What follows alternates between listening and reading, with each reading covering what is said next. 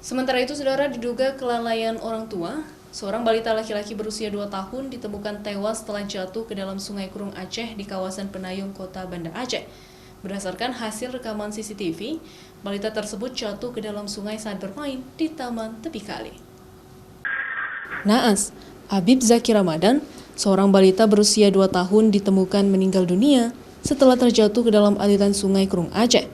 Jasad korban berhasil ditemukan pada dini hari.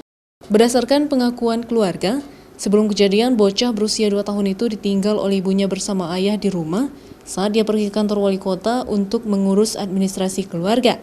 Namun ternyata sang ayah tertidur pulas, sehingga saat bocah itu bermain ke taman di pinggir kali, ia menghilang dari peredaran. Namun setelah melihat hasil rekaman CCTV yang terpasang di taman pinggir kali itu, balita tersebut jatuh ke dalam sungai saat bermain tanpa ada pengawasan dari orang tua. Karena orang tuanya juga tidak tahu ya kondisi terjatuh, maka kita ada di sana CCTV dari tempat tersebut mengecek dan jatuh di sungai tersebut.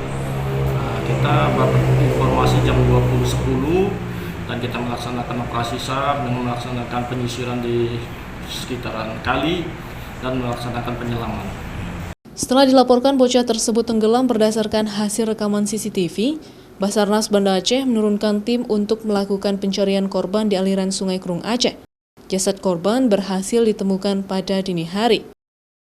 Raja Umar, Kompas TV, Banda Aceh.